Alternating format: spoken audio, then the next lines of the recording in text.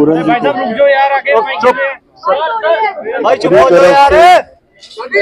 अपनी सरकार की तरफ से श्रद्धांजलि देता हूं। जिस तरीके से ये दुखद घटना घटी है, इसने कहीं ना कहीं, इस घटना ने समाज की उन कुरीतियों को उजागर करने का काम किया, जिसने ये दर्शाया कि आज भी 21वीं सदी में भी जात पात धर्म मजहब को लेकर किस तरीके से लोगों को प्रताड़ित किया जाता है। उनकी जाति के आधार पर उनके साथ भेदभाव किया जाता है, और ये कहीं ना कहीं इस समाज के लिए ही नहीं, पूरे देश के लिए चिंता का विषय है कि आज एक तरफ भारत को विश्व के पटल पर, विश्व के मानचित्र पर हम लोग एक शक्ति के तौर पर प्रस्तुत कर रहे हैं। आज हम लोग चांद पर जा रहे हैं, आज हम लोग बड़े बड़े कार्य कर रहे हैं, और वहीं दूसरी तरफ हमारे देश में एक अधिकारी, एक अफसर, उसके साथ इस तरीके की प्रताड़ना की जाती है कि अंत में उनको अपना जीवन गंवाना पड़ता है। ये दर्शाता है कि किस तरीके से जातीयता का जहर समाज में घोलने का कार्य कुछ लोगों के द्वारा किया जाता है, और ये हम सब के लिए एक चिंता का विषय है। भारत एक ऐसा देश है जहाँ पे हर जात, हर धर्म के लोग एक दूसरे के साथ मिलजुल कर रहने का प्रयास करते हैं, पर कुछ ऐसे असामाजिक तत्व इस भाईचारे की भावना को तोड़ने की सोच रखते हुए इस तरीके से प्रताड़ित करते हैं।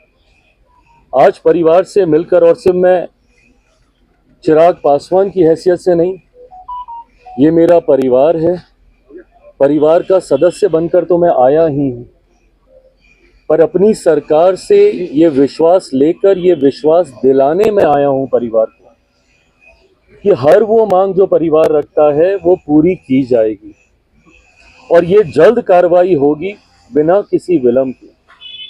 आज जिस तरीके से स्वर्गीय पुरन जी का अभी तक अंतिम संस्कार नहीं हुआ, ये एक परिवार के लिए भी उतनी ही चिंता का विषय है, उतना ही दुखी करने वाला ये विषय है। ऐसे में परिवार को मैं ये विश्वास दिलाता हूँ सरकार की तरफ से कि जो मांग परिवार की है उसको जल्द पूरा किया जाएगा, और साथ ही में इसके माध्यम से ये संदेश समाज में जाना चाहिए।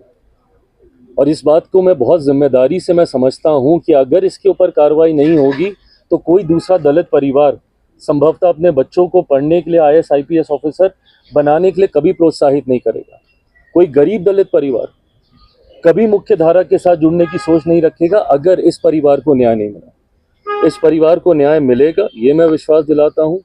प्रधानमंत्री जी की तरफ से, गृह मंत्री जी की तरफ से, ये जितने भी दोषी हैं, भले वो कितने भी बड़े पद पर क्यों ना बैठे हैं, उनके ऊपर सख्त से सख्त कार्रवाई होगी, और ये प्रेसिडेंस यहाँ से सेट किया जाएगा कि भविष्य में कोई अपने पद का दुरुपयोग करके किसी दूसरे अधिकारी के साथ इस तरीके की प्रताड़ना ना करे।